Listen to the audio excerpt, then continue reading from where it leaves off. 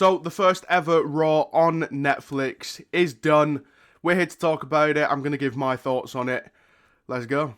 Now, before I actually get into the rundown and, breaking the show down and whatnot, I do just want to say this was a weird show. Like, it wasn't bad, but at the same time, like, the more that I think about making this video, for example, obviously I've slept on it, and the more I think about it, the more negative my reaction to the show is.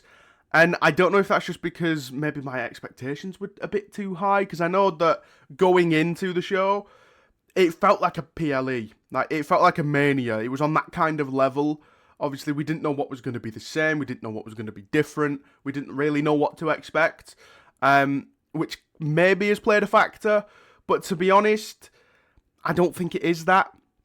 I think it is just because it's in this kind of grey area where it is just a Monday Night Raw. Like, nothing really should have been too different. But at the same time, because it was the Netflix premiere, there was this expectation that it was going to be a massive show. I mean, notable talking points, obviously we'll get into, but, or at least lack of talking points, I would argue. No, debut, no return, no Alexa Bliss, no Charlotte. No Penta. Like, this show was bigged up to be one full of surprises, and I guess there was. We didn't expect The Undertaker until, an hour or two before the show, because footage leaked, but we didn't expect Undertaker. That was about it. Like, we expected Hogan, which we'll talk about. We expected Rock, we expected Cena. Where were the surprises? I mean, I suppose Kevin Owens getting involved in the Bloodline match was a bit of a surprise, but also not really, because we know he doesn't like Roman, so I don't know, we're going to get into it, and I mean the ads as well, we'll touch on that, that's an elephant in the room. Obviously, I'm in the UK, so I didn't necessarily get ad breaks, it was more just we had video packages to hype up the matches, or we had interviews, or we just stayed with the action, but everything about this show felt like an ad. Like, the amount of times, honestly, you could have done a drinking game where you and your friends took a drink every time somebody said the word Netflix, because it's as if they think we're stupid and we don't know what platform we're watching it on. But also, going back to, the Hogan segment, for example, Hogan comes out and he's talking about his beer, which is what we expected him to do, but then he rips off his blooming shirt promoting his beer to then promote Netflix and Raw, and it's like, brother, you're on the show. We know we're watching Raw. You don't need to promote us on it. Like, it seemed like it was very tailored to casual fans, which I suppose it's not a bad thing. You have to cater to everyone. But, and then The Rock's promo, we'll get into it. There's a lot that I can talk about, so if this video is long, then I do apologise, but stick with me. Alright, so we kicked off the show with The Rock coming out and cutting a promo, and this was, honestly, this should have been red flag number one. Because Rock comes out, and instantly, he's high-fiving fans, he's shaking hands, and he's being a babyface, and we're like, okay, well, I mean, it's The Rock, this is probably corporate Rock for a little bit.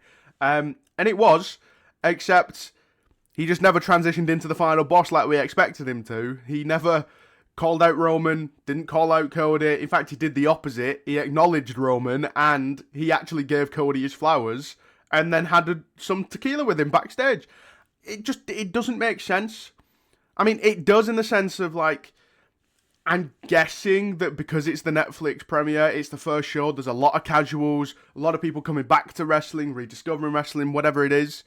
It probably wasn't the best look and wasn't in his best interests to come off as a heel. Obviously, he's on the board. Us long-term fans know that, whereas the casuals that are coming back maybe don't. So if they tune in and they see The Rock getting booed, they're going to be like, well, why is this and whatever. But I don't know, man. It was weird. There was no continuity or anything, and it very much sent the message of, I'm not going to be at WrestleMania this year, which we expected. We've seen rumours. We know that WWE have been putting creative plans in place as if The Rock isn't going to be there. So, obviously, things change. He could still make an appearance. There may still be a bigger story at play here. But currently, it seems as if we aren't seeing The Rock now in WWE for a while. It's one of those situations where if you're a casual, you're not going to think that anything's wrong or like that anything's different. But for us long-term fans that tune in every week, there's no continuity there. I mean, don't forget, in the build to WrestleMania, Cody got beat up in the rain, was bloodied by The Rock. You know, he was going after his mother. Cut now to, 2025. I know they say new year, new me, but I mean, come on. You know, he's wrestling. The storyline's at play here. You know, you could have left the door open at least, which it seems like they did with Roman. We'll talk about it because it's at the end of the Tribal Combat match, but I mean, it was just very weird, and it kind of set the tone that, like, this is going to be a weird show. But as I just mentioned, we did kick off the show with Roman Reigns taking on Solo Sikoa in Tribal Combat.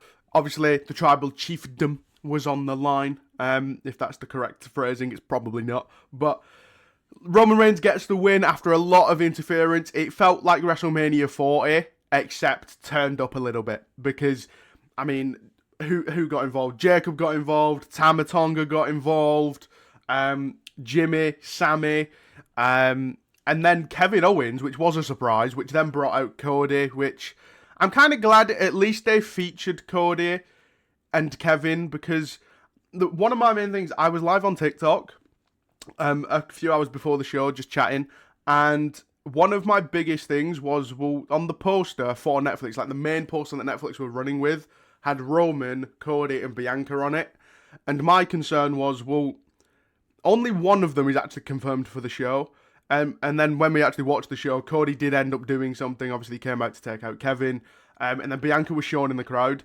So, I don't know. Again, weird. Honestly, this is the whole vibe I get. I don't know if it's just because it's new or what, but I don't know. I'm probably going to say weird a lot. You could probably do a drinking game for this as well, but anyway. But yeah, so there was a lot of interference, but overall, Roman Reigns comes out on top. Really good match. It was a good way to kick off the show. I do think now in hindsight, it probably should have main evented. But I understand that you want to kick off Netflix big, which is why you start with The Rock, and then you start with Roman. I get it. Then we actually had John Cena come out and basically give this promo where he's kind of doubting himself. He's like, you know, people have got all these expectations for what my final run's going to be. And he basically says that he's not going to go for a 17th world title because he's not won a match in like 2,000 and odd days or something like that. So he was kind of just taking you on a little bit of a ride. Obviously, we fully expected John Cena to enter the Rumble. And long story short, John Cena's in the Rumble. Next match was Rhea Ripley taking on Liv Morgan for the Women's World Championship, which was a last woman standing, but then wasn't a last woman standing, and then it ended up being a normal match. So I don't know what the hell's gone on with that situation. Again, weird. It's just, there's a lot about this that just screams weird. But yeah, Rhea Ripley coming out on top against Liv. Match was good. And I'll be honest, that's a common theme. Like, the matches were good. Like, they were really good. Jay and Drew will touch on, but overall, they were really good, and I do think that actually, that is why I'm kind of conflicted, because, like I said at the start, it's not a bad show. Like, as wrestling shows go, there have been far worse, but there's also been far better. It was just, like I said, it was operating in this kind of grey area, where it was like, it was like halfway in between a PLE and halfway to Raw. It was like they'd met in the middle kind of thing. I don't know. But yeah, fun match. Rhea Ripley regaining her Women's World Championship. I thought she would. I know that a lot of people were expecting Liv to retain. And for me, best moment of the night. Dominic Mysterio finally got hit with a Riptide. Finally. I mean, I think I said it, when was it last time these two faced? Was it Bad Blood? Whenever Rhea and Liv last faced off one-on-one or whatever, I wanted Dom to get hit with a Riptide. I've wanted this for months, and it finally happened. So, match 10 out of 10, if you ask me. Then up next, we had Jey Uso taking on Drew McIntyre, which is so harsh on these two, man, because the match was fine, but it's one of those things where, did it need to be on the premiere episode of Netflix? Probably not. Like, the show wouldn't have been harmed in any way if this match wasn't on it. You know, I don't think it necessarily made it any better, which, again, it was not a bad match. It's just, it kind of does seem like it was set up to be overshadowed and maybe flop a little bit. But Jey Uso did get the win. And I just don't think it matched up to, for example, Tribal Combat. Like, it didn't add up to the actual natural built story in CM Punk Seth. And Rhea and Liv as well, which is a long-term story. This match was probably the worst of the night, but it wasn't awful. It wasn't bad. Like, which, again, is harsh to both of them because I understand the story we're telling. But it didn't really need to be on the show. It could have been next week, to be honest. It could have been.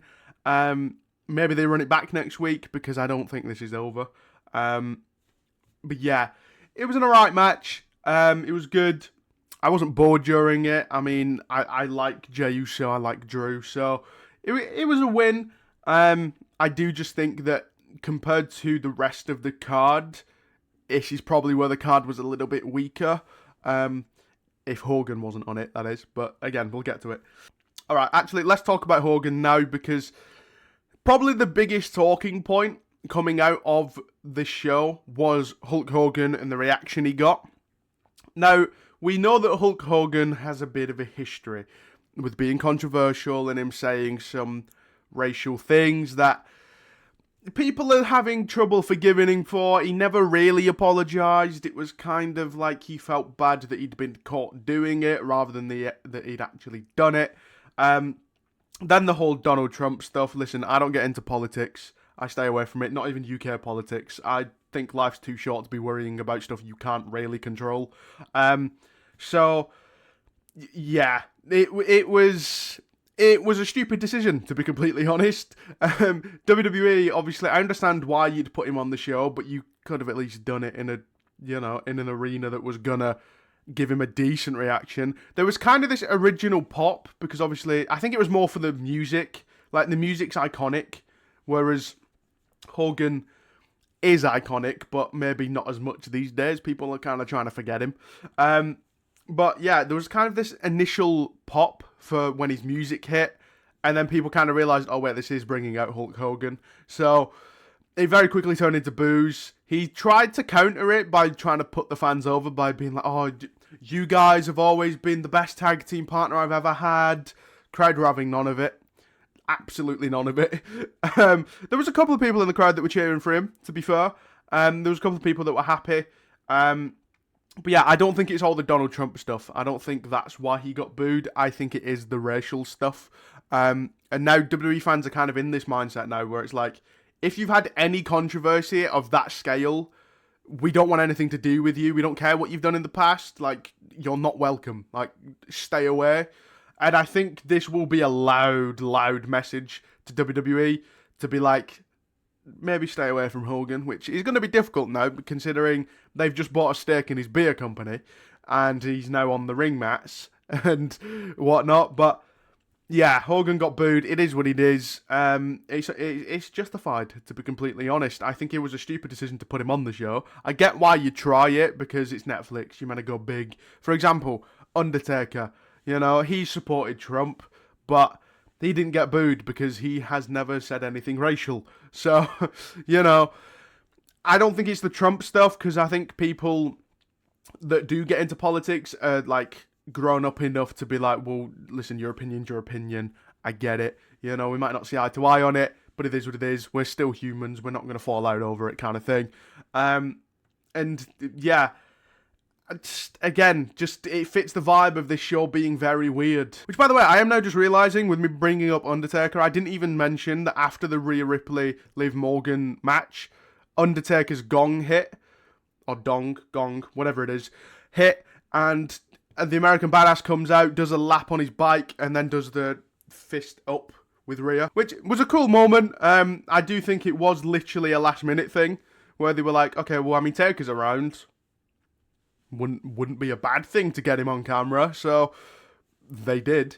But yeah, then that brings us to our main events. Just one thing I want to touch on before this. This show was slated to go 3.5 hours, but I think the half an hour that got cut was the tag match. Because remember, we were meant to have Rey and a mystery partner, believed to be Penta, against New Day. But then New Day, by the way, New Day got a lot of screen time. And it's not necessarily good screen time because it wasn't in the ring. It was, I don't know if the US saw this, but like I said earlier, when we were going to an ad break, at times we were going to interviews. So I don't know if the US saw this, but New Day were doing an interview and they basically said, we told Triple H, we don't want to compete in LA. It's beneath us kind of thing. So then I think that's where we lost the half an hour, would have been that match. And now instead, next week, it looks like Penta's debuting then. And he's going to be taking on Chad Gable because we had a backstage thing of Chad Gable being like, I don't have an issue fighting luchadors, give me the best you've got kind of thing. Probably going to be Penta next week. But yeah. So we saved half an hour there. So CM Punk versus Seth Rollins, our main event. Main event featured CM Punk battling Seth in a highly anticipated matchup. We know that the history between these two. And the match was good. I do think it would have benefited from being an Extreme Rules match or a No Holds Barred match. Something like that. It would have benefited from a stipulation, I think. Because, I mean, they may as well have done it because Seth was literally telling the referee at one point, like, just let it ride. Like, kind of like how The Rock did at WrestleMania 40 to the ref, like, oh, you count, you're fired, you know? But obviously Seth doesn't have that authority. So he was just yelling at the ref being like, listen, don't count us out. Just whatever happens, happens. Which, at that point, why wasn't it a no DQ match? Maybe we get one, because I don't imagine this feud's over, but yeah, again, weird. There's just so many things about this show that are like, just bringing my score down. Like, I'll be honest, when I was, when the show had just finished, and I was processing, I was like, you know what, this was a good show. This is like an 8 out of 10. I don't think it was a 9. I think the only thing preventing it was, for example, Drew and Jay, Hogan coming out. Like, there was only a couple of things, but then the more I sat on it, the more I thought about it, and I was thinking about this video, the more I was, like, my score was falling, because the more I'm thinking about it, I'm like, oh, well, actually, this was a little bit off, and this didn't feel right, and that was weird, and there's a lot that has brought my score down, but yeah, CM Punk gets the win over Seth. I'll be honest, the finish, I don't know if I'm the biggest fan of. I think it was a reference to his AEW match against Moxley. Again, that kind of Shield thing, because it seems like everything in WWE reverts back to the Shield in some way. But yeah, Punk hits a GTS. Seth kind of just stumbles off the ropes and then ends up back on Punk's shoulders. And then he hits another GTS. I don't know how I feel about the finish. It was unique. Like, we haven't seen it in WWE. Like, it was different. I don't know how I feel about it. But, yeah, CM Punk gets the win. He then cut a promo on the post-show as he's still, like, on the ramp. He's, like, walking back and Jackie Redmond's interviewing him. And he declared for the Royal Rumble. So, CM Punk and John Cena have both declared for the Royal Rumble now. So, this Rumble's going to be stacked, man. Yeah, it's like I said earlier, this isn't a bad show, but and my score is probably going to contradict a lot of what I've said. Because this is what I mean, man. I'm 50-50 on it, and there's a lot more negative in my head than there is positive. Like, the actual matches themselves were fine. Like, they were good. They didn't feel like what you'd see every week on a Raw. It kind of felt like, there is this next level to it. It was kind of like a special show. Like, that vibe was very much there. And by the way, the arena that they were in, the Intuit Dome, I think it's called, insane building. Oh my god. And there's one thing that I'm kind of concerned about now, is that, like, next week's presentation, because I'm kind of sat there watching the show and I'm getting used to the lights on the chairs. I'm getting used to having the screen at the top that's going round. But next week, we're going to be in a different arena, so it's not going to have all that. So it is kind of going to be interesting to see. But yeah, I felt myself in that show getting used to the presentation from that arena, and I'm kind of like, I probably shouldn't, because we're going to be in a different arena next week. I also forgot to mention as well, Travis Scott, right? I don't know how he got away with this. I, for the life of me, don't get it. But Travis Scott came out with Jey Uso, right? Well, he came out, he kind of just stood there awkwardly for a bit, and then Jey's music hits. But Travis Scott came out, he was just smoking a blunt.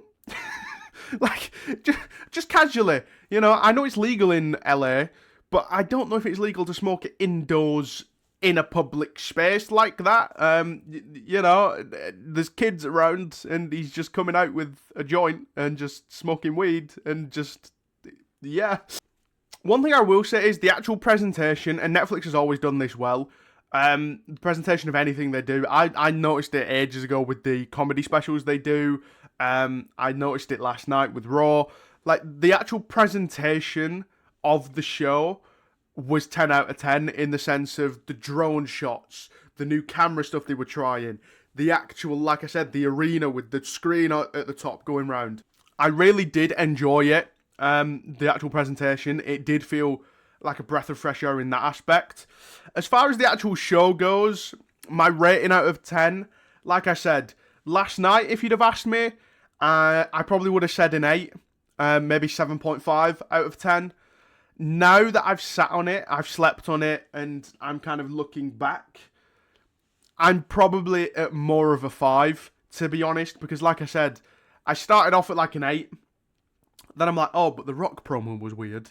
Then we had, you know, the Hogan segment, for example. We had all the ads. Like, there was just a lot that was adding up that I was kind of like, yeah, this is bringing my score down a little bit. I'd probably say a 5, and it's harsh because, like I said, it's not a bad show. And honestly, I don't think it was an average show. But at the same time, you kind of have to separate it from Raw a little bit from what we normally see because this wasn't a normal Monday Night Raw. Like I said, it was in this grey area of like halfway between a PLE and halfway between Raw, and they'd kind of just met in the middle. But yeah, my overall thoughts on the show, I think probably a 5 out of 10, just because, like I said, there's more things that are stacking up where I'm kind of like, you kind of have to judge it not as a Monday Night Raw, you have to judge it as its own thing. So, is it a bit harsh? Yeah, probably. But at the same time, there's a lot more that's adding up, you know, on the negative side than the positive side. So, plus, you have to remember as well, it's the first show on Netflix. There's going to be some things that need to be, like, ironed out and worked out and improved. But as the weeks go on, I'm sure in the next couple of months, we'll get used to it. We'll be fine. Like, it'll be more normal. But yeah, if you did enjoy this video, be sure to hit that like button, hit that subscribe button, and I will see you in the next one.